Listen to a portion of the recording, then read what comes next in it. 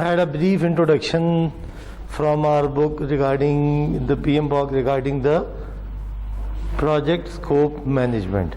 And what we intend doing is that now we would sort of switch to another book, which is an extension reference book of PMBOK, and in this I shared the chapter as well. That is, chapter 4 is defining the project. If you look at the overall ambit of the project management or project, various knowledge areas, various domains, we see that we start with the defining of the project, then we go for estimation of activities, estimation in terms of time or cost, then we prepare project networks. After preparing the networks, we go for scheduling, directly scheduling and cost, resources and cost.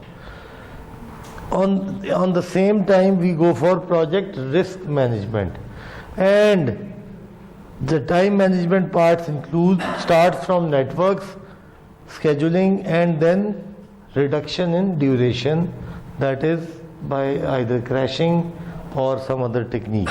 And of course, at the end we culminate at a closure. So start defining to closure in between time and scope management. That is the sole जो उसकी अगर आप overall summary देखें तो project definition is scope, and after time management it is monitoring and closure, दरमियान में दूसरी चीज़ें आएंगी. सो इस प्रोसेस को अगर हम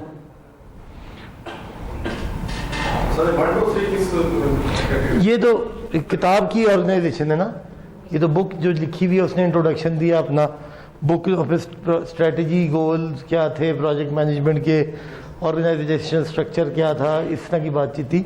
हम अपने कोर्स के रेफरेंस से बात कर रहे हैं, तो ये इसमें इस तरह की चीज.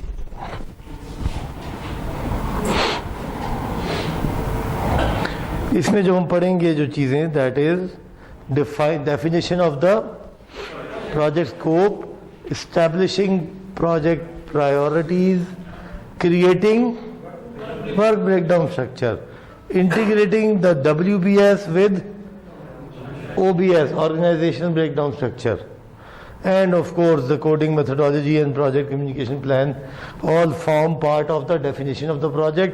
मगर हमारे लिए ये पहले चार स्टेप्स ज़्यादा इम्पॉर्टेंट हैं.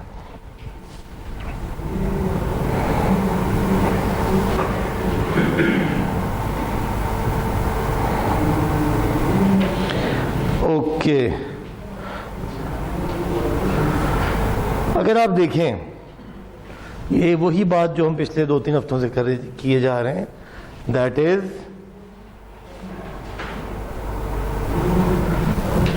We need to have a disciplined structured method for selectively collecting information to use through all phases of project life cycle to meet the needs of all stake holders.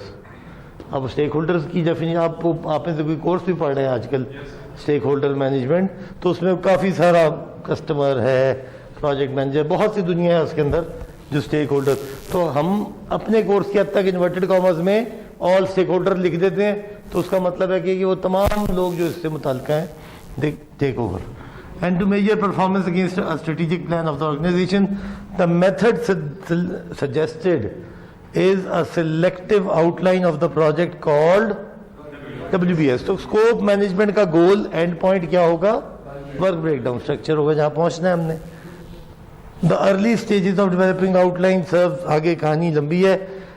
The work of the project defined through the work breakdown structure. So हमने project के तमाम goals को WBS के through explain करना है.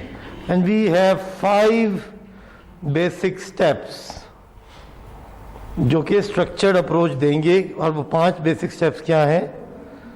जो सबसे these steps in development next chapter हम क्या करेंगे, step by step decomposition of the work, broader outline से क्लोजर गोल पे छोटे बड़े गोल से छोटे स्टेप्स की तरफ बढ़ेंगे। सो और जो एक पुरानी सेइंग कही प्रोजेक्ट मैनेजमेंट में खिलाई जाती है, that is we can control only what we have planned. So अगर आप प्रोजेक्ट की मॉनिटरिंग और कंट्रोल चाहते हैं, so then we need to sort of plan it। और प्लानिंग टूल क्या है हमारे पास? WBS। सो सबसे पहला स्टेप जो प्रोजेक्ट का है, that is defining the scope. Defining the project scope set stage for developing a project plan. Project scope is the definition of the end result और मिशन ऑफ योर प्रोजेक्ट। ये बड़ी एक interesting बात है। अभी तक हम कहते आए थे स्कोप क्या है, ऑब्जेक्टिव। स्कोप क्या जी, क्या है प्रोजेक्ट? स्कोप स्टेटमेंट में पहली चीज क्या होती थी? प्रोजेक्ट का ऑब्जेक्टिव। अभी हम कह रहे हैं, हम थोड़ी सी बात को एक और अंदाज से कह रहे हैं कि स्कोप में वो सब कुछ लिख दिया जाएगा जो हम इस प्रोजेक्ट से चाहते हैं, हासिल करना चाहते हैं, goal, end state, final. So that is the end result और मिशन। अ प्रोडक्ट चाहिए, अ सर्विस चाहिए, या जो भी कुछ आपको चाहिए वो लिखिए। इसका primary purpose is to clearly define the deliverables for the end user. अब डिलीवरेबल्स, और इनकी ये आपने पहले भी कुछ ने पढ़ा होगा। डिलीवरेबल्स, डिलीवरेबल्स क्या है? जो आपने प्रोवाइड करना है, वो करना है। मैडम खुला रहने दें, खुद थोड़ा फ्रेश एयर आने दें, खोल दें थोड़ा सा दरवाजा। थैंक यू, प्लीज बैठे। जो भी आपकी, अच्छा प्रोडक्ट, क्या सिर्फ प्रोडक्ट डिलीवरेबल है? प्रोडक्ट प्रोजेक्ट के अलावा भी एक्टिविटीज तो नहीं बात कर रहे। एक्टिविटीज तो डिलीवरेबल नहीं होती। प्रोडक्ट्स या बाई प्रोडक्ट्स। हमने मिसाल दी थी कि एक अगर कहीं तरक्की होती है तो उसकी बाई प्रोडक्ट कुछ और भी है ना, स्कूल भी बनता है, तो वो सब डिलीवरेबल है, वो अचीव करना है। कहते हैं ना कि जी ये इतने कम्युनिकेशन टावर लगेंगे और उससे इतनी सड़कें बनेंगी, तो गोल तो कम्युनिकेशन टावर लगाना था, मगर प्रोजेक्ट का डिलीवरेबल सड़कें भी था। तो यानी कि डिलीवरेबल, बड़ा डिलीवरेबल तो एक ही है, इस्टेब्लिश 500 कम्युनिकेशन टावर्स। गुड। उसके लिए 2 टेक्निकल स्कूल बनाने पड़ेंगे, 5 उसके लिए 5 किलोमीटर सड़क बनानी पड़ेगी, 20 उसके बंदे भर्ती, कुछ ना कुछ आपको स्टैब्लिश करना पड़ेगा। यानी कि तो डिलीवरेबल्स की डेफिनेशन बहुत इंपॉर्टेंट है। सो बजाय इसके कि हम इसको रैंडमली पढ़ें, आपको लेके चलते हैं अब।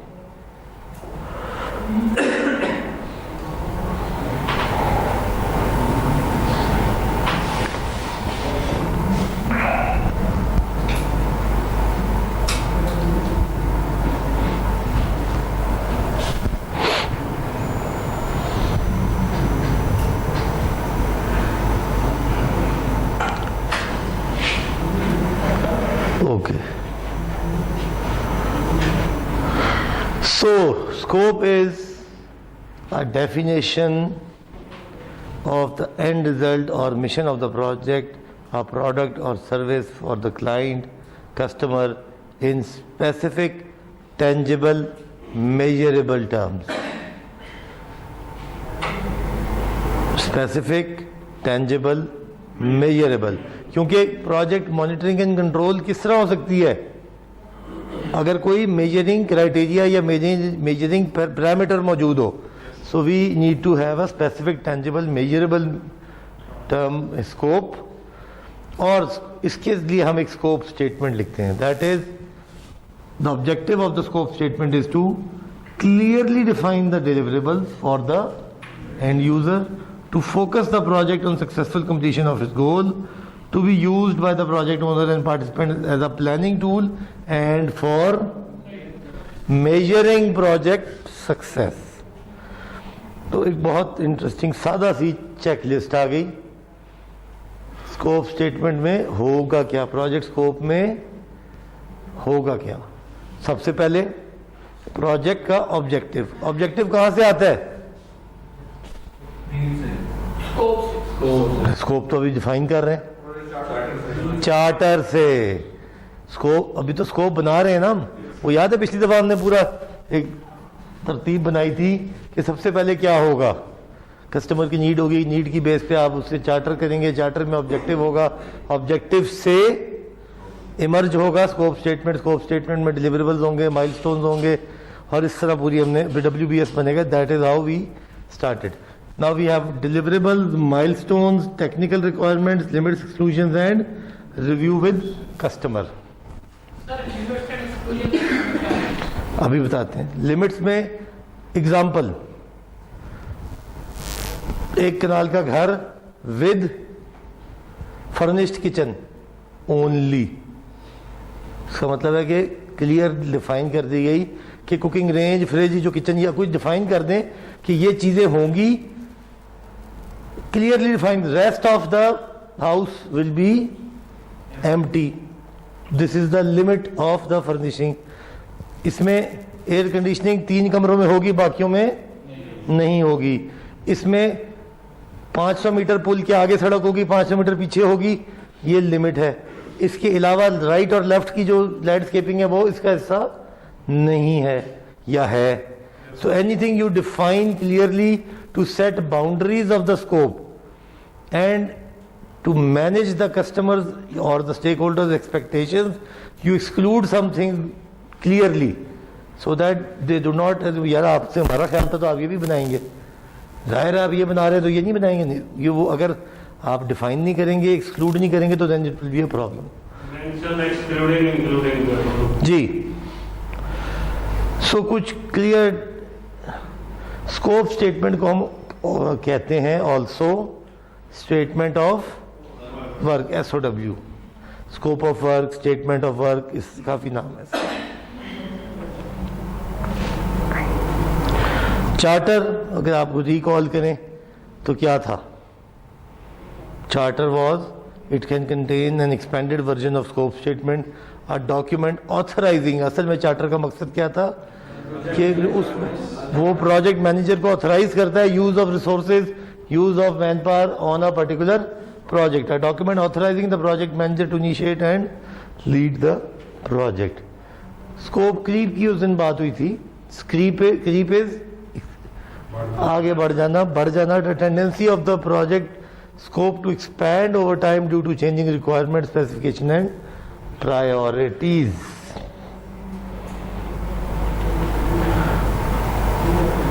फिर पहला स्टेप क्या था हमारा?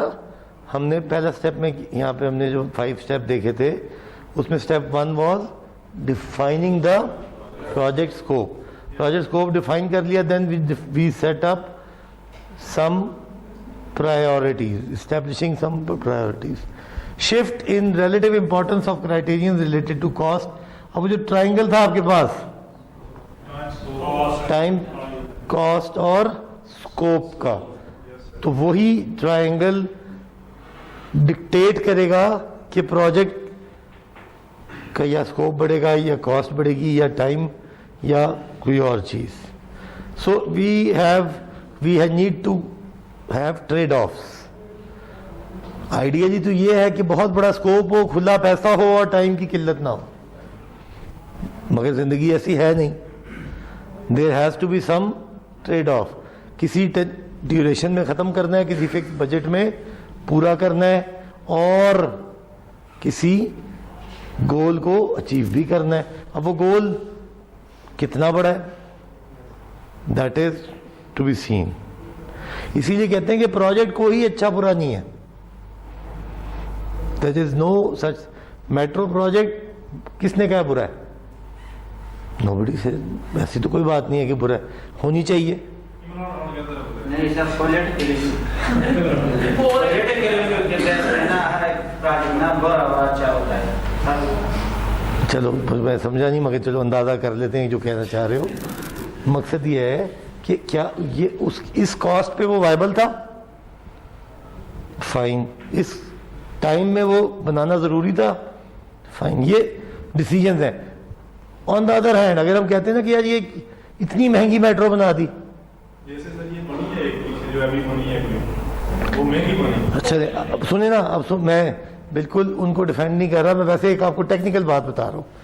अगर 4 साल का काम 1 साल में करने की कोशिश करूंगा तो क्या हम अब स्टूडेंट हैं,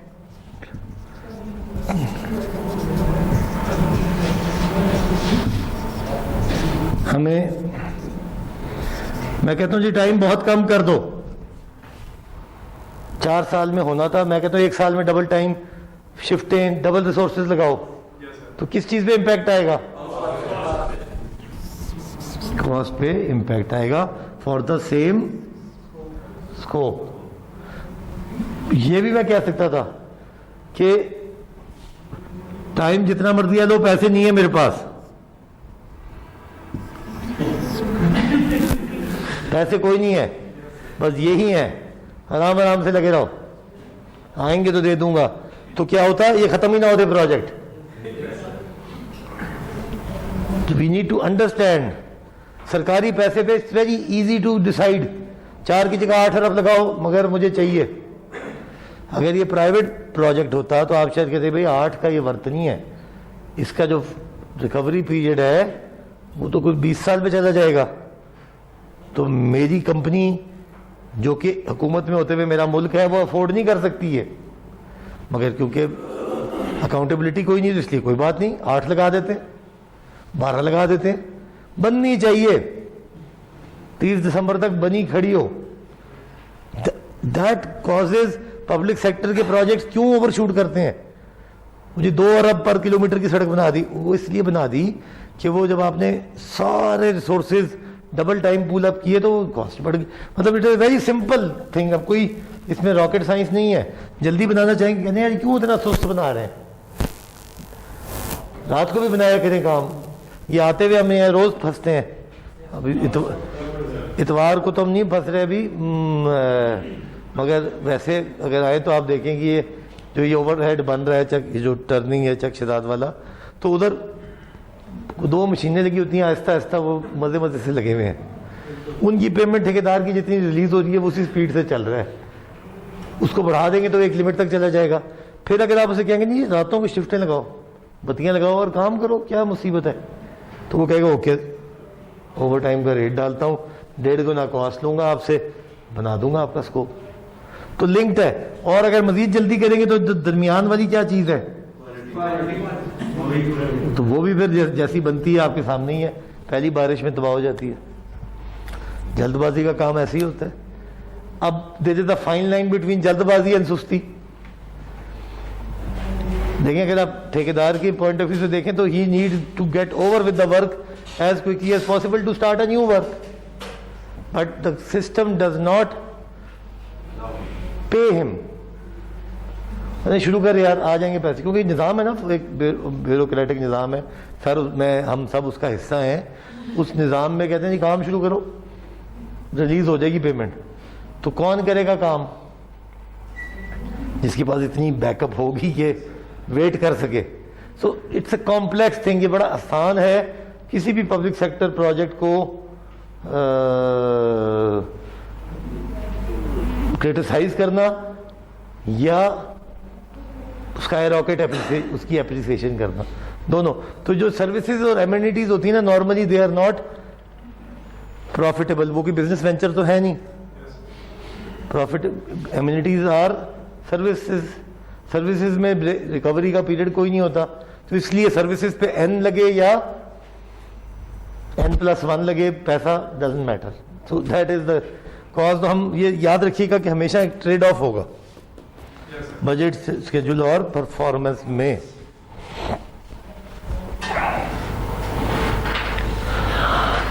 सो वी ट्रेनिंग जो हम ट्रेड ऑफ कैसे मैनेज करते हैं, वी कंस्ट्रेंट अ पैरामीटर, जैसे कि हम कहते हैं स्कोप को कंस्ट्रेंट कर देते हैं, इनहैंस कॉस्ट को बढ़ा देते हैं, और किसी एक पैरामीटर को या क्वालिटी के गिरने को या बजट के बढ़ने को एक्सेप्ट कर लेते हैं। तो we constraint something, we enhance something and we accept something, reducing और not meeting a criterion requirement, enhancing and optimisation. So वही जो हमारा बरसों पुराना baseline trade off matrix है या जो कनेक्शन है वो ये है कि स्कोप बढ़ेगा तो टाइम या कॉस्ट में से एक इन्हेंस होगी और एक एक्सेप्ट होगी। कॉस्ट बढ़ेगी तो स्कोप या टाइम में से कोई चीज़ इन्हेंस होगी या रिड्यूस होगी और कोई चीज़ एक्सेप्ट होगी। टाइम कम या ज़्यादा करेंगे तो इधर एक हर दफ़ा एक चीज़ कंस्ट्रेंट, एक इन्हेंस और एक एक्सेप्ट। उसको अगर हम देखें तो इसका सामने अगर परफॉर्मेंस को कंस्ट्रेंट कर दें, परफॉर्मेंस को कंस्ट्रेंट कर दें, यानी कि परफॉर्मेंस क्या थी हमारे हिसाब से अभी पिछली स्लाइड में स्कोप था, स्कोप को कंस्ट्रेंट कर दिया, टाइम बढ़ गया और कॉस्ट का इंक्रीज हमने एक्सेप्ट किया, एक्सेप्ट किया हमने। सो तीन बातें आपने याद रखनी है, ये तीनों एक लाइन में नहीं आ सकते, इट्स अ ट्रेड ऑफ, कोई तीनों में से एक होगा। सरफराज साहब आज मज़ा नहीं आ रहा, आज थके हुए हैं या ये पढ़ी पढ़ाई बातें हैं तो बोर हो गए हैं? चेंज है तो नींद आ रही है आज, सुबह सुबह सो गए हैं? अभी धूप शूप लगी है ना बाहर, जरा रिलैक्स हुए हैं। तो अजीब सा मौसम है, धूप में गर्मी है, अंदर ठंडक है, तो दैट इज अनफॉर्चुनेटली हम कुछ मिक्स एंड मैच में ट्रेड ऑफ है ना। धूप में खड़े होंगे तो गर्मी लगेगी, अंदर बैठेंगे तो ठंड लगेगी, अब करें तो क्या करें, थोड़ी देर बाहर जाएं थोड़ी देर अंदर आए, ऐसे करते रहें। चलें, so before we reach the WBS, यहाँ में रुकते हैं, हम किताब की तरफ वापस चलते हैं।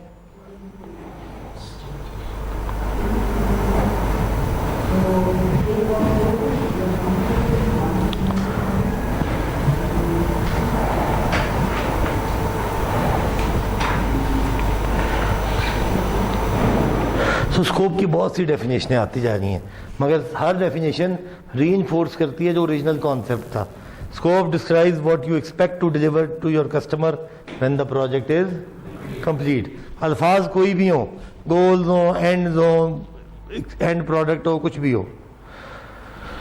चेकलिस्ट, ओके जी, अब हम जरा ईच एंड एवरी को डिफाइन कर लें। ये हमने देखी थी, project objective, deliverables, milestones, technical requirement, limit exclusion और customer review. Project objective, it is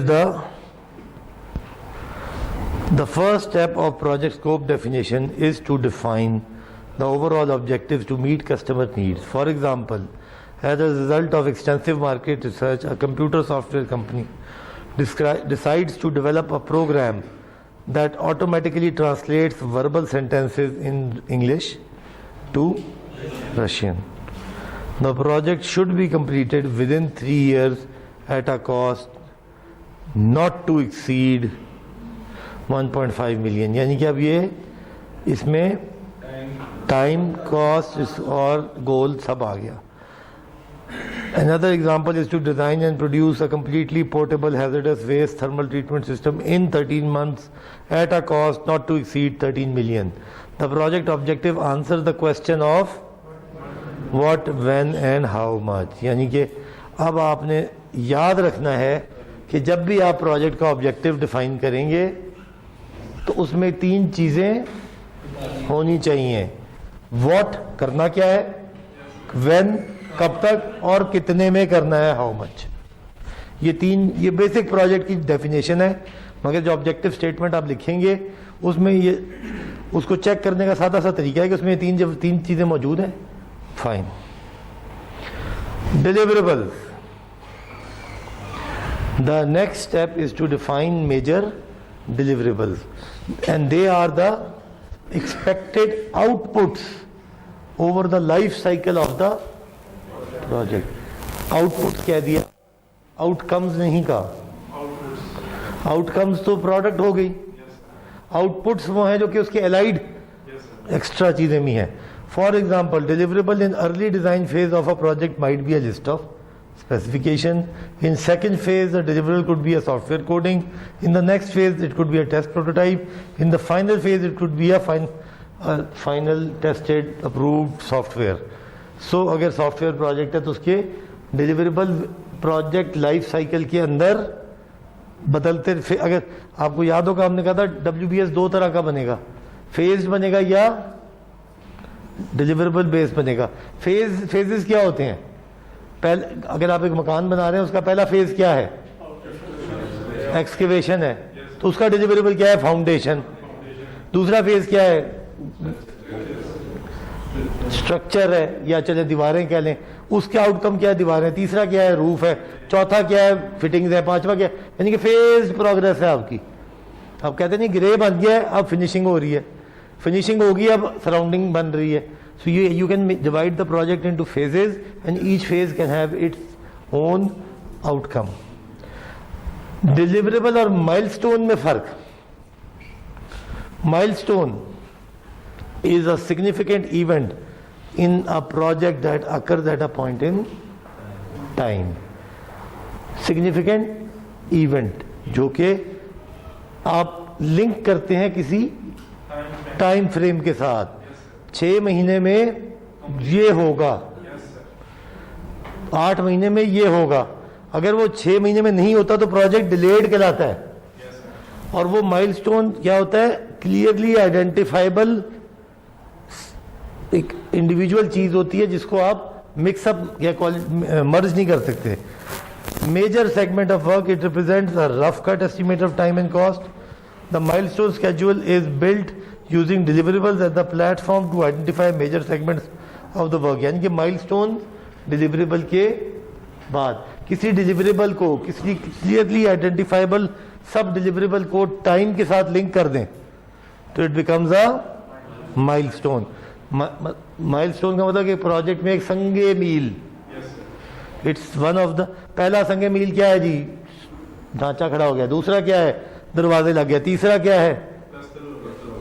चलें शुरू हो जाए, मिस्त्री बन जाए पूरा, ठीक है। For example, testing complete and finished by July 1 of the same year. कोई एक डिलीवरेबल है, टेस्टिंग कंप्लीट बाय कोई एक टाइम के साथ। Milestone should be natural, important control points in the project. Milestone should be easy for all project participants to recognize. Technical requirements. More frequently than not, a product or service will have technical requirements to ensure proper performance. For example, technical requirement for a computer might be ability to accept 120 to 220 volt. Another well-known example is the ability of 911 emergency system to identify caller's phone number and location. Example from information system projects include speed and capacity of database system and connectivity with alternate systems. For understanding the importance of key requirements भी हम देखते हैं। तो technical requirements बहुत वो चीज़ें हैं जो कि एग्जैक्ट डिफाइन करती हैं परफॉर्मेंस गोल्स, डिफाइन करती हैं जो डिज़ायर्ड स्टैंडर्ड्स आपको रिक्वायर्ड होते हैं।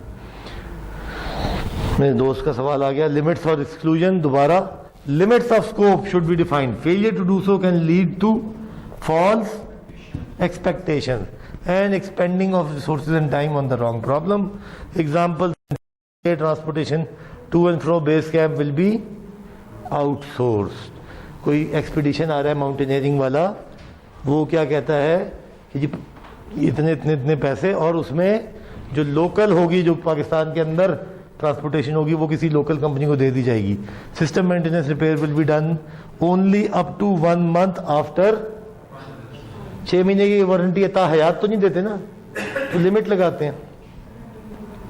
Clients will be build for additional training beyond that prescribed in the contract. Exclusion further define the boundary of the project by stating what is not included. Examples include data will be collected by the client, not the contractor.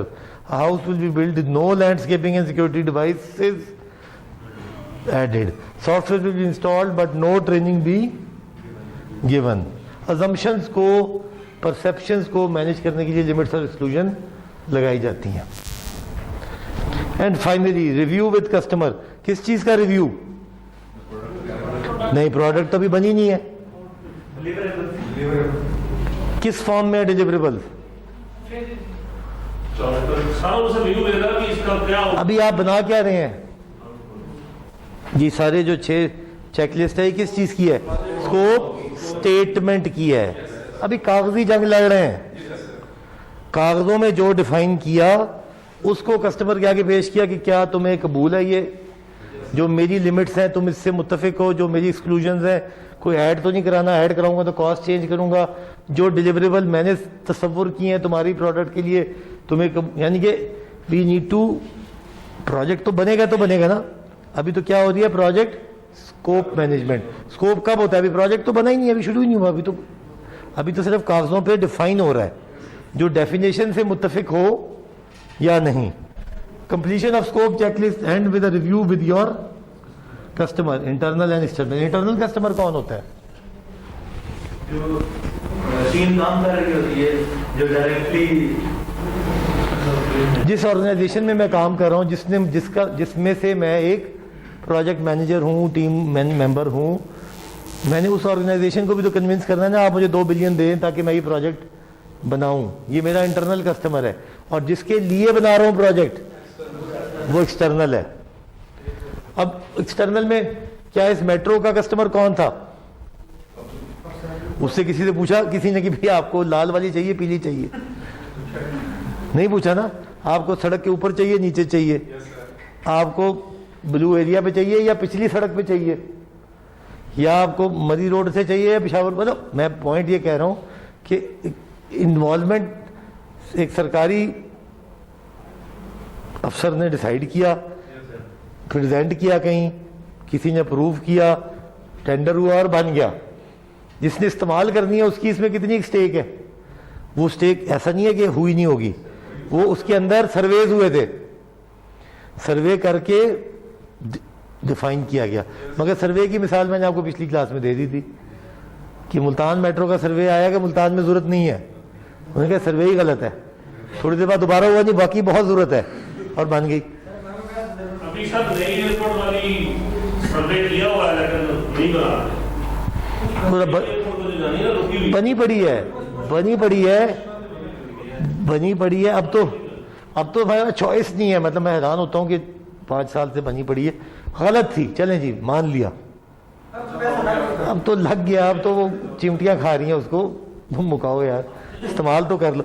Public किसी private को दे दो, जो taxi वाला हमारी खाद उतारता है उधर तक जाने के लिए, अगर कोई प्राइवेट बस वाला उस पर दौड़ा ले अपनी बसें, और मुझसे वो जो 1000 रुपया मैं देता हूँ उसकी बजाय मैं 200 में आ जाऊँ, तो आई थिंक कि मेरे एक एज अ कॉमन जो स्टेक होल्डर हूँ मेरे लिए आसानी है। मगर कुछ बड़े लेवल पे कोई मसाइल होंगे जो हमारी समझ से बाहर हैं तो वो अच्छा। आपने बहुत खूबसूरती एक और देखी होगी, वो कहाँ तक जाती है? एयरपोर्ट के कहाँ तक? दरवाजे तक, जहाँ पे चेक पोस्ट, उससे आगे कुछ 1.5 किलोमीटर की मजीद। तो अगर मैं वहां उतरूं तो फिर अपना बस्ता ढूंढूं, फिर चलो जी बिस्मिल्लाह, या कंधे पे सामान लाद लूं। दुनिया भर में जहां भी जाते, पब्लिक ट्रांसपोर्ट एयरपोर्ट के नीचे यूं बेसमेंट में जाके रुकती है, उधर से आप उतरे और सीढ़ी पकड़े और सीधा चेक इन में चले जाएं। तो ही तो कन्वीनियंस है। मैं जहाज से उतरूं, क्या जरूरत है घर वालों को 2 घंटे से बाहर बुला के खड़ा किया हुआ है, मैं उतरूं और सीधा उसमें बैठूं और कहूं जी मुझे पेशावर मोड़ से पिक कर लो। मतलब एक कॉमन सेंस है ना। और मुझे आप इतनी कन्वीनियंस दे कि मैं उनको ख्वार करना बंद करूं और खुद इस्तेमाल करूं। तो ये जिस खूबसूरत देखें, कस्टमर की इसमें है ही नहीं स्टेक, यूजर की इसमें स्टेक ही नहीं है कि वो उस गेट पे उतर के क्या करेगा। उधर से उतरेगा, एक और चिंची में बैठेगा, आगे जाएगा, क्या करेगा? कुछ ना कुछ तो सोचा होगा हमारे बुजुर्गों ने। सो पॉइंट क्या है सारी गुफ्तगू का कि हमारे मतलब हम ज़ाहिर है अपनी एनवायरनमेंट पे रहते हैं, आप सब भी कोई ना कोई प्रोजेक्ट करेंगे या करवाएंगे, तो उसमें यूजर की स्टेक नहीं है ही नहीं। दफ्तरों में डिसाइड हुआ कि जी एक पब्लिक ट्रांसपोर्ट का निज़ाम चाहिए, दफ्तरों में अप्रूव हुआ, दफ्तरों में फाइनल हुआ, किसको ठेका देना है उसने अपना बिजनेस निकाला, जिसने देना है उसने अपना कार्रवाई की और प्रोजेक्ट बन गया। अब वो प्रोजेक्ट क्या फुल्ली नीड्स को एड्रेस कर रहा है? एयरपोर्ट पहुंचाने का मकसद क्या एयरपोर्ट के दरवाजे पे उतारना है, या एयरपोर्ट वो किसी सिक्योरिटी वाले ने कहा होगा नहीं नहीं इससे आगे तो बस नहीं जा सकती, सॉरी, कौन चेक करेगा पूरी बस को? बस्ते कौन सबके खोलेगा? हमारे मसाइल भी जरा मुख्तलिफ हैं, मगर वो बन भी जाएगी ना तो उसे कोई आप और मैं यूज नहीं करेंगे, क्योंकि उसके बाद आगे का फासला कौन तय करेगा? शायद फिर कोई एक नई सर्विस इंटरनल चले, उसको फिर हम अफसोस ये नहीं। और हमारे मुल्क में सब कुछ मौजूद है, सिस्टम सारा मौजूद है, इधर से इधर तक होना था वो इधर से इधर तक बन गया, अब ये लिंक्स मिसिंग है। तो दुनिया में जाके हम कहते हैं यार बड़ा आसानी थी, वहाँ यूं उतरा, इधर से उस टर्मिनल पे गया, उधर से फलानी चीज़ पकड़ी। तो उन मुल्कों में तो हमें कोई लेने नहीं आया होता, ना हमारा ड्राइवर, ना हमारे घर वाले, ना बहन भाई, ना कोई और चीज़। हम फिर आके आते हैं और बड़ा कहते हैं यार बड़ा मज़ा आया, बहुत ज़बरदस्त निज़ाम था उस मुल्क का। वो क्यों? वो पैसा तो आपने भी लगाया हुआ है, इसको सिर्फ कलेक्ट करें। कस्टमर से रिव्यू करा लिया जी। अब कस्टमर रिव्यू इंटरनल भी है एक्सटर्नल भी है, यानी कि अगर ये पूछ लिया जाए किसी से कि एयरपोर्ट की ये ठीक है, तो उसका वो कह दे कि यार इसमें ये आखिरी 1.5 किलोमीटर का भी कोई हल निकाल लें, मेरे किसी काम की नहीं है ये। Okay,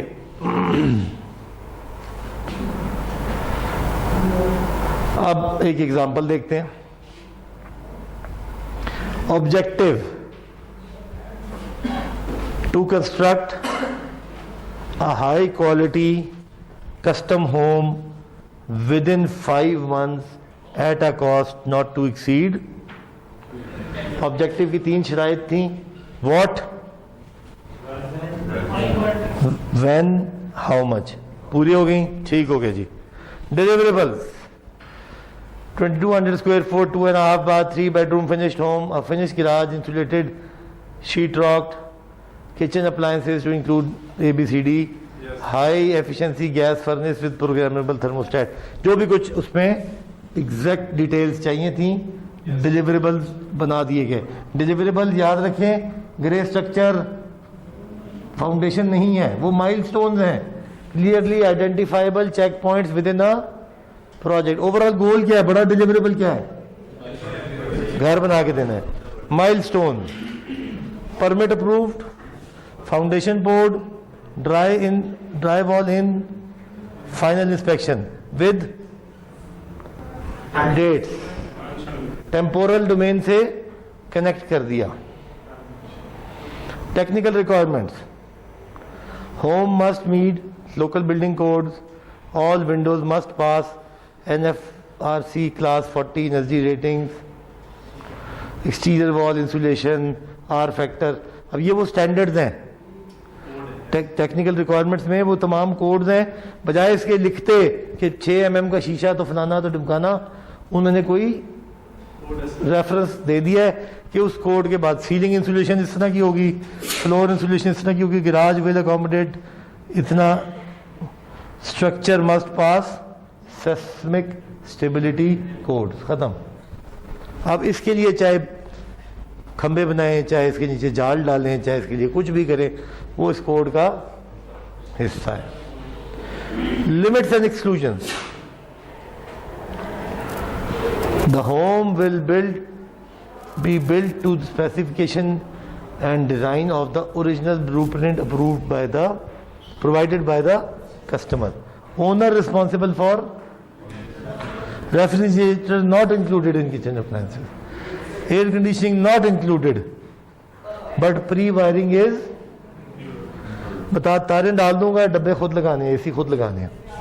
contractor reserves the right to contract out services, contractor responsible for subcontracted work, site work limited to Monday to Friday 8 to 6। तरतीब से अगर वो कहते हैं रातों को काम करें कस्टमर, तो भाई एक्सक्यूज मी, हमारा तय हो चुका है 6 बजे छुट्टी है, ऑफ है। उसके बाद कस्टमर कह सकता है कि आपने 8 बजे से काम शुरू करना था, 10 बजे क्यों आए हैं? ऑल्टरनेट दोनों के लिए है ना लिमिट, एक्सक्लूड भी करनी चीज़ें और इंक्लूड भी करनी। कस्टमर कौन रिव्यू करेगा? जो भी जॉन एंड जॉन स्मिथ जो कि जिन्होंने ये घर बनवा रहे होंगे, जिन्होंने ये फरमाइश की होगी, उनसे रिव्यू करा लिया, क्या आपको एग्रीड है? वो कहते हैं नहीं जी मेरे ख्याल में तो ये एनर्जी रेटिंग 50 कर दें, ठीक है जी एनर्जी रेटिंग 50 कर दें, इनके चेंज करा लें, उसका कॉस्ट इफेक्ट चेंज हो जाएगा, सब कुछ चेंज हो जाएगा।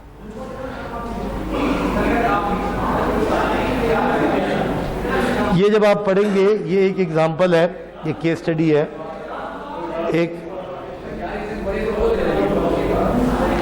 एक कंपनी ने एक ये गोल्फ की स्टिक बनाई थी। वो गोल्फ स्टिक बहुत अच्छी थी मगर वो कुछ स्टैंडर्ड्स को कंफर्म नहीं करती थी। उससे लगी हुई हिट को जो गोल्फर एसोसिएशन, मकसद क्या था कि जैसे जैसे स्टिक्स की क्वालिटी अच्छी होती जा रही है वैसे वैसे शॉटों का, पहले वो 110 मीटर जाती थी, फिर वो 150 जानी शुरू होगी, फिर 220 पे पहुंच गई है, तो जो गोल्फ कोर्सेज की लेंथ है वो छोटी पड़ गई है पूरी, जिस एक लिमिट से स्टिक बढ़ती जाएगी ऊपर। पाकिस्तान में ये बड़ा ज़रूरी है ना, ये बाहर जो मोहतरम है वो गला इधर ही साफ करके जाएंगे ताकि उनको किसी और को जब तक वो बाथरूम पहुंचे तो सब तैयार हो। एनीवे, सो मकसद क्या है कि ये स्टिक बनती जा रही थी, टाइटेनियम की बन गई, ग्रेफाइट की बन गई, उससे बॉल को दूर से दूर पहुंच, तो गोल्फ कोर्स छोटे पड़ रहे थे, नॉर्मल गोल्फर भी पहुंचा देता था वहां तक। तो फिर कोई रिस्ट्रिक्शन लगी कि इससे इस मटेरियल तक की, इससे इस थिकनेस तक की होगी। तो ये जो बहुत अच्छी एक डेवलपमेंट थी, ये किसी स्टैंडर्ड को मीट नहीं कर रही थी, तो ये फेल होगी। This whole expectation. सो अगर मैं इसका कंक्लूजन देखूं, after numerous efforts to get United States golfing association to change its technical requirement, Callaway engineers went back to the drawing board and in 2002 introduced it, Big Bertha 2, which conformed to USDA's 0.383 COR restriction. So यानी कि ऐसा कोई भी design कितना भी अच्छा क्यों ना हो, अगर वो स्टैंडर्ड्स को फॉलो नहीं करेगा तो वो सक्सेसफुल प्रोडक्ट या डिज़ाइन नहीं कहलाएगा।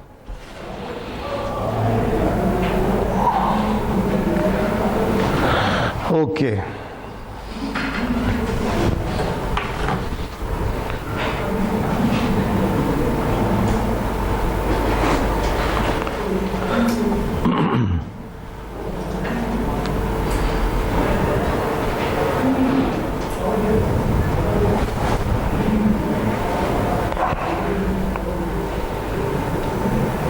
जी स्कोप स्टेटमेंट समझ में आ गई?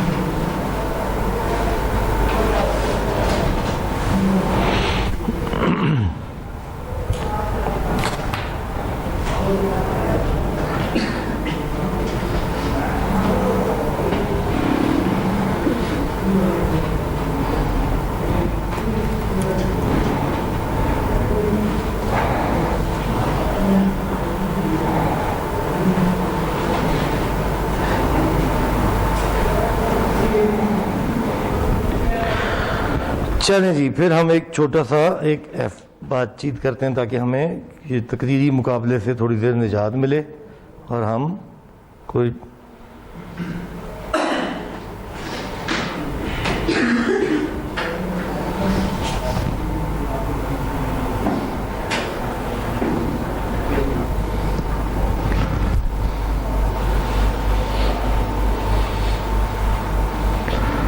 Okay a family is thinking of finally marrying one of their two children. ये ई गलत हो गया. Both are very eager to be the chosen one. Their father has tasked them to present a project report for the wedding project. Basing on the better report, he would decide which child to marry. Within the budget of rupees 5 million within next 3 months. The second child's turn would come when the family financial situation will improve. मतलब मुश्किल ही लग रहा है, हालात तो कभी बेहतर होने नहीं है. Assuming माशाल्लाह ये वही बंदा था जो पहले के. ये इसका काम पता है कि हमें छेड़ है, कभी इधर छींकता है कभी उधर छींकता है, कहते नहीं बाज आ रहे. Assuming you are one of the competing sibling, क्या होता है बहन भाई जो होते हैं, you are required to present your project scope statement including all aspects. WBS अभी हमने नहीं पढ़ा, वो हम पहले इसको बना लें, फिर इसी के ऊपर WBS भी आगे बनाएंगे. Remember, your father's decisions depend on the quality of your work and knowledge gained in managing projects. तो अभी फरमाइश क्या है, स्कोप स्टेटमेंट बनाए. किस प्रोजेक्ट की? वेडिंग प्रोजेक्ट की. बजट कितना है? गिवन है. ड्यूरेशन कितनी है? गिवन है. सोचें डिलीवरेबल क्या है, सोचें माइलस्टोन क्या है, ब्रॉड लिमिट्स एंड एक्सक्लूजन लगाएं. रिव्यूअर कौन होगा इसका? फादर. शुरू करें. क्लास में आए हैं, कोई ड्रामा देखने तो आए नहीं है जो पेपर पेंसिल नहीं है. मूवी थिएटर में तो नहीं आए ना, पेन पेंसिल के साथ आना चाहिए. बिस्मिल्लाह करें.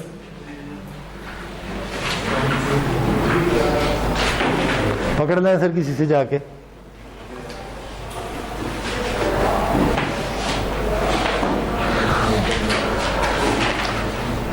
पांच चीजें क्या है स्कोप की? आगे आ जाओ बॉस. क्यों 3 बंदे सोशल डिस्टेंसिंग के दौर में टोटली नॉन, उधर बैठ जाए, वो भी खाली है जगह, वो पीछे भी खाली है, अगर आपके दोस्तों से दूर नहीं जाना चाहते तो.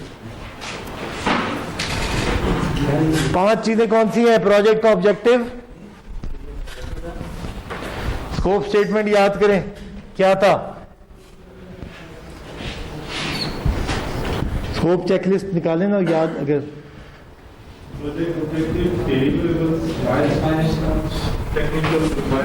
किताब से नहीं देख के पढ़नी.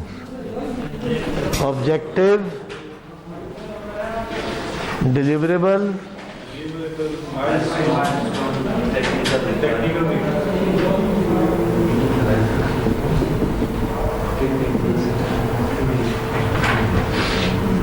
और फिर क्या है?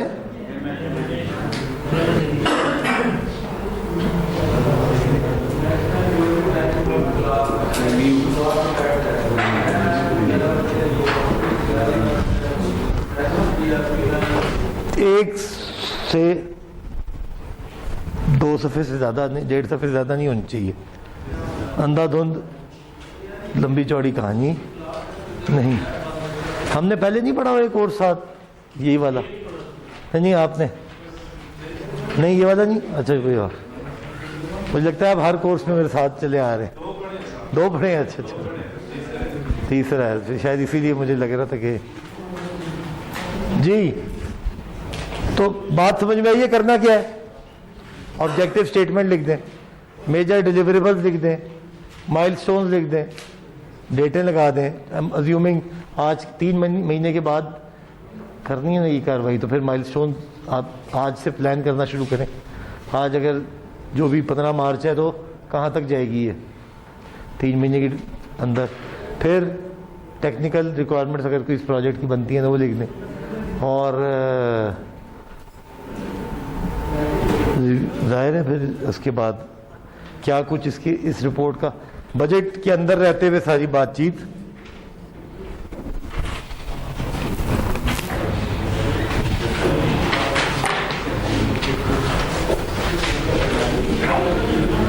जिनकी तो शादी हो चुकी है वो तो कहते हैं मैं ऐसी रिपोर्ट लिखूंगा कि कभी भी ना हो दोबारा। ये हमारा प्रोजेक्ट ही नहीं है।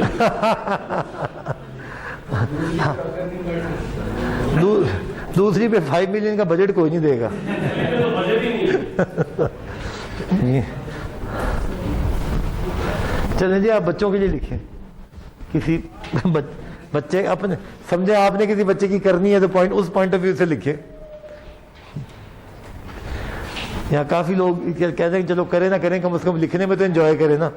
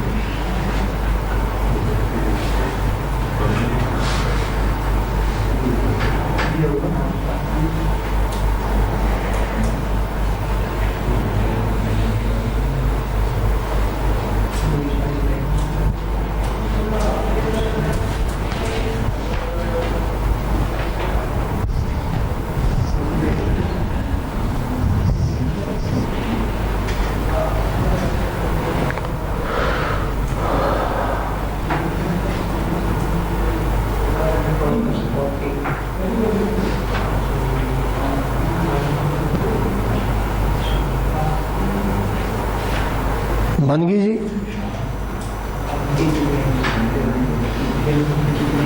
मोबाइल से नहीं मिलेगी बॉस।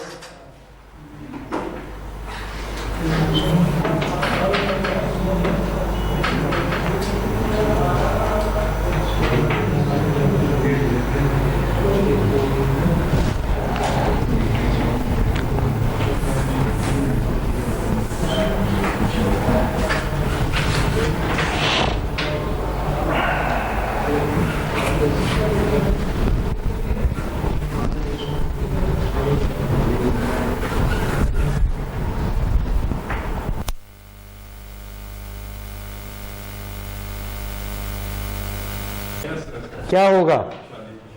नहीं नहीं ऐसे नहीं ना, ये तो आपकी ख्वाहिश हो गई। इसको ट्रांसलेट टू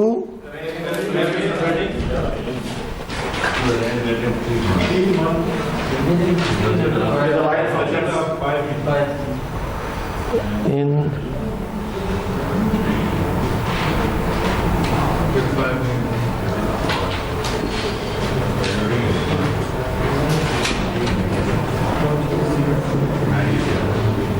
चले डिलीवरेबल्स क्या होंगे?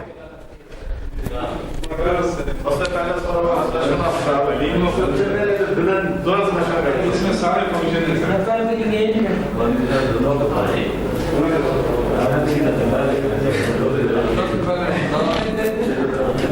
अच्छा, एक दरखास्त अपनी जाती सिचुएशन को यहाँ पब्लिक ना करें। जेनेरिक केस स्टडी करें। किसी ने कमरा बनाना है, किसी ने अभी रिश्ता ढूंढना है, किसी ने पता नहीं क्या करना है, तो बहरहाल उस है जो पैसे उधार दिए वो वापस या पहले उधार उतारूंगा तो रिश्ते का सोचूंगा ना। दोनों वालिद साहब से कहें 5 में से 2 तो मुझे वापस करे ना जरा। मैंने तो बहरहाल कोई हो सकता है आप में से आमिर लियाकत हो, कोई हो सकता है बिल्कुल सादा हो, तो देयर इज नो चॉइस।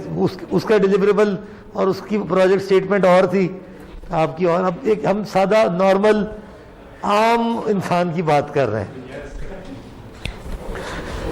अच्छा जी, अगर हम 7 महीने जान के वो खोलिए, को रिलेशन ड्रॉ करते करते उधर क्या था जी, to arrange a wedding of कितने दिन का होगा, 3 days, wedding function of 3 days, broad. नहीं, कॉस्ट अभी नहीं, डिलीवरेबल में कोई कॉस्ट नहीं आती। 3 फंक्शन करने हैं। अब मैं 3 को मैं कहता हूँ जी ऐसे ना करें, 3 में मैं कहता हूँ ये मज़ा नहीं आ रहा जी, आप इसे लिखें क्या, एक मेहंदी करें जिसके अंदर 250 मेहमान हो, दूसरा करें ये बारात जिसमें 100 लोग जाएंगे, फिर करूँ वलीमा, अगर मैं मेल पर्सपेक्टिव से, बॉय के पर्सपेक्टिव से कर रहा हूँ, जिसमें फिर 250 लोग आएंगे। सो 3 तो 2 अरेंज हो गए। जो 2 कंस्ट्रक्ट था वो सीधा सीधा 2 अरेंज हो गया। फिर मोहतरम ने फरमाइश की कि अकोमोडेशन भी होनी चाहिए है। फिर आगे चलें, कुछ गिफ्ट भी होने चाहिए, कुछ। अच्छा, अब इतनी डिटेल में जाएंगे तो फिर WBS क्या बनाएंगे, बड़ा डिलीवरेबल फंक्शन। मेहंदी जब लिखेंगे ना तो उसके नीचे पीले कपड़े और सब कुछ लिख दीजिएगा। जब आप वलीमा लिखेंगे तो उसके अंदर कुछ और लिख दीजिएगा। बारात में मिठाई के टोकरे भी साथ ले जाइएगा। सारे मसाइल WBS में उसकी डिटेल। ब्रॉडली आपने यही करना है ना, तोहफों के अरेंजमेंट करने हैं, अकोमोडेशन फॉर गेस्ट करनी है। चले मैं बता अपने लिए, ना से मेहमानों के लिए। These are the major deliverable. अब माइलस्टोन क्या होंगे, चलें, जो भाई ने फरमाया भी यहाँ पे, सिलेक्शन ऑफ रिश्ता 3 month, ये बाय 15 मार्च। अब एंड डेट क्या है फंक्शन की हमारी, अब क्लियरली आइडेंटिफाइबल, क्लियरली नहीं, चलें, रिश्ता तो आइडेंटिफाइबल है ना, है कौन उसके अंदर ये नहीं पता। क्लियरली आइडेंटिफाइबल बाउंड या चीजें होनी चाहिए। अब उसके लिए अब अगला माइलस्टोन के ये 15 तक हो गया। उसके बाद बुकिंग ऑफ हॉल्स या केटरर या तंबू, वेरी गुड, मार्की, तंबू, शामियाना, whatever is your environment. किसी ने गाड़ी भी करानी होगी, किसी ने साथ बस भी लेके जानी होगी, यानी कि सारे का सारा ट्रांसपोर्टेशन कब तक हो जानी चाहिए, 15 दिन पहले तक, अप्रैल मई जून, तो यानी कि ये 1 जून तक ये सारा कुछ। अब आपने मार्क करने हैं, हॉल भी बुक हो गया, ऑर्डरिंग ऑफ क्लोथ्स, वो हो सकता है, ये तरतीब बीच में जगह खत्म हो गई थी, ये हो सकता है 15 अप्रैल तक हो जाए। आपने कुछ इंपॉर्टेंट, ये होगा काम तो ही फंक्शन कंडक्ट होगा ना। एकदम एक दिन 250 बंदे आ गए, उनको लेके कैसे जाऊंगा, ठहराऊंगा कहाँ, खिलाऊंगा क्या, किसके यहाँ लेके जाऊंगा, ये सब सवालों के जवाब निकलने हैं डिलीवरेबल से। ये सर स्ट्रक्चर ऑफ रिश्ता जो दिखा आपने, ये माइलस्टोन में आएगा। अगर पहले से हुआ हुआ है डिलीवरी, तो फिर तो बस कुछ भी नहीं आएगा, फिर तो 3 महीने तो कम है। और फिर कोई मेरे सारा भी करना होता है। कोई मेरे भाई जैसा भी बैठा होगा ना, जिसने कहना अभी तो ढूंढा ही कुछ नहीं है, तो जब ढूंढा, चलो 3 महीने में अब क्या करें, माइलस्टोन की सर वो डेट फिक्स हो जाती है। फिर अब ऐसे नहीं, बाय, दिस इज डेट नहीं फिक्स होती, दिस इज बाय। आप कहते हैं इसको डिलीवरेबल में डाल लें, ये फिर इसमें आएगा नहीं माइलस्टोन में। मैं जो कह रहा हूँ कि अभी हमें पता ही नहीं है किससे करनी है। अनएक्सपेक्टेड चीज है। आप कहते हैं पॉसिबल नहीं है, नहीं, अनएक्सपेक्टेड। देखिए ना, अगर रिश्ता ना सिलेक्ट हुआ तो प्रोजेक्ट डिलेड है। जी यही कह रहे हैं। तो यही बताना चाह रहे हैं, हो सकता था अगर 3 महीने पहले फिर कैंसिल हो गया। तो चलें जी, सिलेक्शन ऑफ रिश्ता फ्रॉम अवेलेबल लिस्ट ऑफ 5। चलें, अब खुश है? कोई तो 5 पॉसिबिलिटीज है, उनमें से एक हमने आसानी पैदा कर ली। मकसद क्या है कि अबू जी अगर 15 तक रिश्ता ना फाइनल किया तुसी तो शादी नहीं होने लगी, तो बस तो 15 तक करें आप।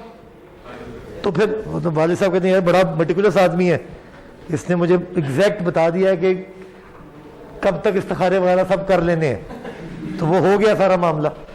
यानी कि हर वो चीज़ जो कि टाइम से लिंक हो, क्लियरली आइडेंटिफाइबल हो, माइलस्टोन में। टेक्निकल रिक्वायरमेंट जिंदा सलामत, बस जिंदा है, ठीक है। वॉटेवर के मतलब आप चलिए कहते हैं जी कॉन्सर्ट भी होगा जी, म्यूजिकल कंसर्ट भी होगा, कवाली नाइट होगी, लाइटिंग होगी, जो भी चाहे इसमें जो चाहे लिखें। लिमिट्स, अब अपनी शादी के अरमान ना निकाल, इधर इसको पूरा होने दे। हाँ बता।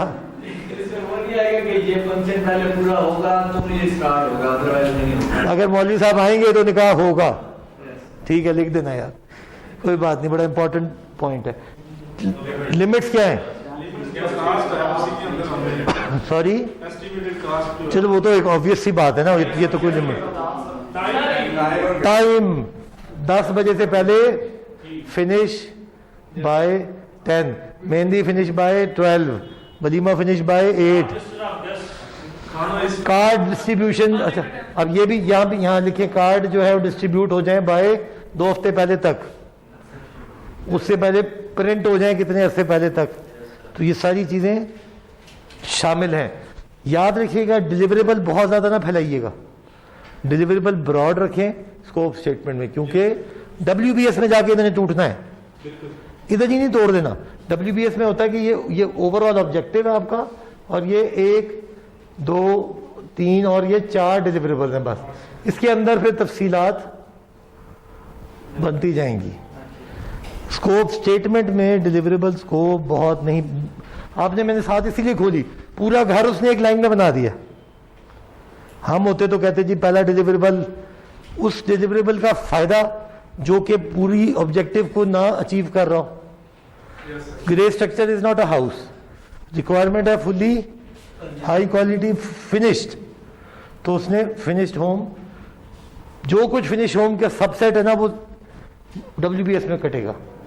इधर भी शादी करनी है, ऑब्जेक्टिव तो ब्रॉड है, उसमें 2-3 फंक्शन करने हैं या कोई 2-3 मेन चीज़ें डिलीवरेबल में डालें, और बाकी सब कुछ WBS में ले जाएं। Major landmarks for a function उनको माइलस्टोन में डाल दें, उसके बाद टेक्निकल रिक्वायरमेंट, लिमिट एक्सक्लूजन जो भी डालनी है, और रिव्यू कराएं। यानी कि इसमें से मेजर काम जो है ना वो आपका यहाँ और माइलस्टोन में कवर हो रहा है। इसके बाद सब सब्जेक्टिव है। डेफिनेशन, बाय डेफिनेशन करेक्ट होना चाहिए।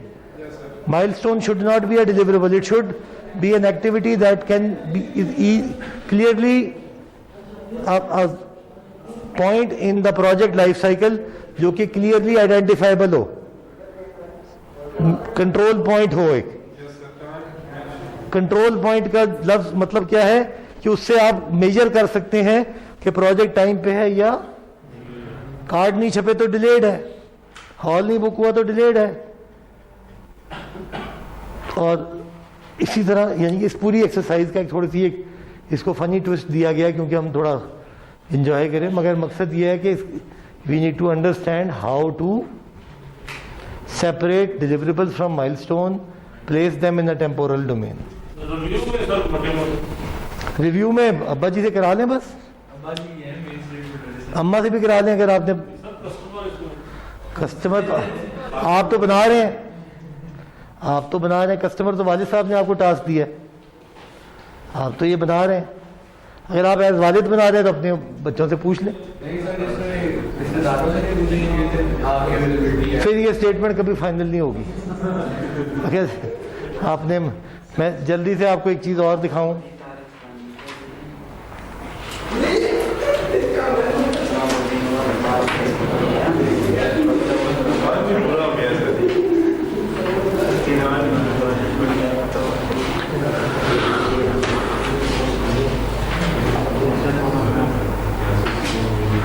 Your roommate is about to submit a scope statement for a, अच्छा इसको ना प्रॉपर बना के सबमिट करा दें, it would count as one assignment और अ क्विज।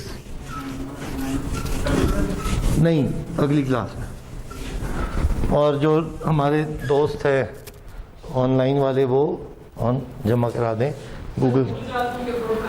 नहीं, आप नहीं अपलोड करेंगे, आप हैंड रिटन जमा कराएंगे। वो अपलोड वाली दूसरी वाली पार्टी जो है ना, जो डीएल स्टूडेंट है, सिर्फ वो अपलोड करेगा। Your roommate is about to submit a scope statement for a spring concert sponsored by entertainment council at western evergreen state university. VSU is a residential university with over 22,000 students. This will be the first time in 6 years since VSU sponsored a spring concert.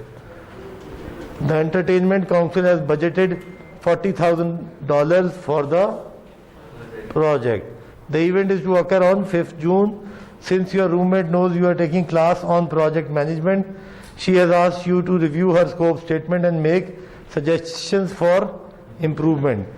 She considers the concert as a resume building experience and wants to be as professional as possible. Below is a draft of her scope statement.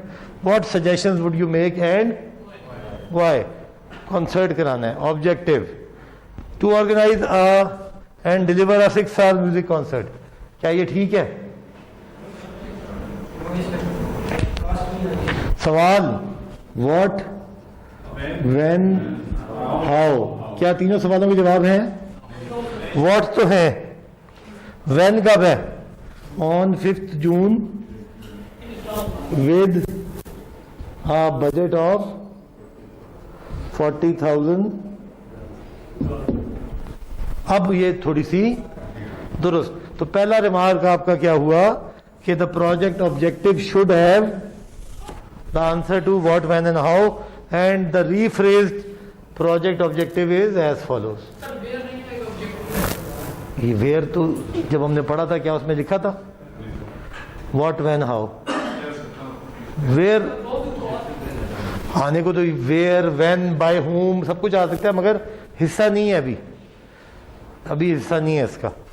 वो जब ये लिखा हुआ है ऊपर VSU music concert, तो ये लिखा हुआ है कि किसका है, ये किस यूनिवर्सिटी का है, मगर खुद से नहीं ऐड करना। सादा सादा हिसाब रखो। व्हाट, व्हेन, हाउ का जवाब मौजूद है तो ऑब्जेक्टिव ठीक है, नहीं मौजूद तो नहीं ठीक। डिलीवरेबल, अब डिलीवरेबल क्या है?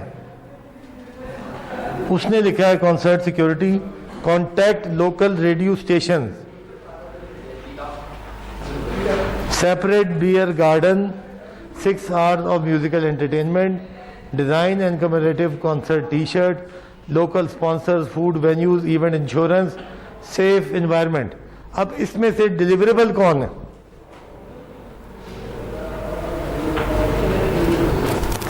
क्या ये डिलीवरेबल है या ये माइलस्टोन है? ये तो चलें,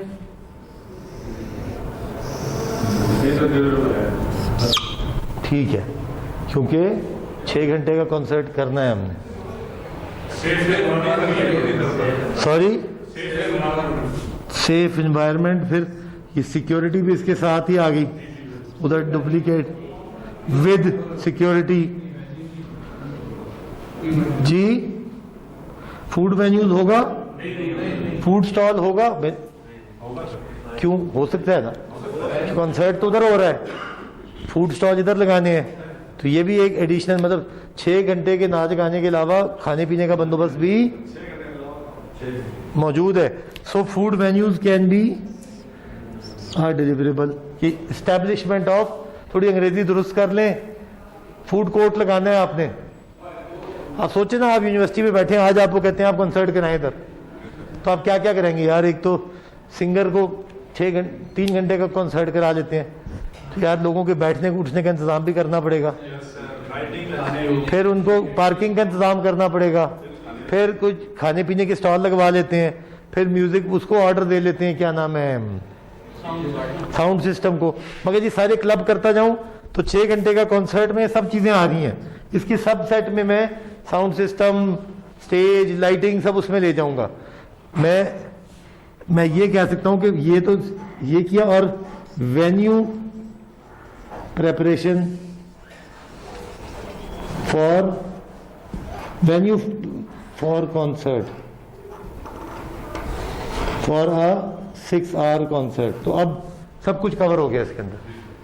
6 घंटे के कंसर्ट की वेन्यू चाहिए मुझे, और उसके लिए मैं फिर यहाँ में सिंगर भी ज़ाहिर है चाहिए होगा, वो मैं सिंगर सिलेक्शन माइलस्टोन में ले जाऊँ। तो local sponsor is not a deliverable. Design a T shirt में भी हम हर आने वाले को एक टी शर्ट पकड़ा दें, चलें जी, वेरी गुड। हम बियर गार्डन नहीं कहते, हम कहते हैं हमारे यहाँ तो ये हलाल ही नहीं है, मसला प्रॉब्लम है, तो फूड वेन्यू के अंदर ही लगा लेना, अल्लाह ना करे मगर ये। सो डुप्लीकेशन नहीं होनी चाहिए। इवेंट इंश्योरेंस के बजाय मैं कहता हूँ इवेंट सिक्योरिटी एंड इंश्योरेंस। चलो इंश्योरेंस भी डाल देते हैं, करवा लें, मगर insurance is not a deliverable, it's an activity. तो जब मैंने बहुत सारे खांटे तो 2-3 सिर्फ डिलीवरेबल रह गए मेरे पास। माइलस्टोन्स देखता हूँ, इसमें से शायद कोई ऊपर चला जाए।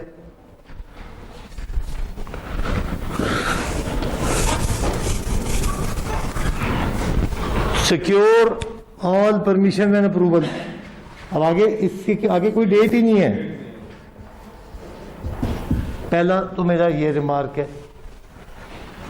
Sign big name artist by something, permission by something, contact secondary artist, ठीक है, कॉन्टैक्ट के बजाय सिक्योर कर देता हूं उसे।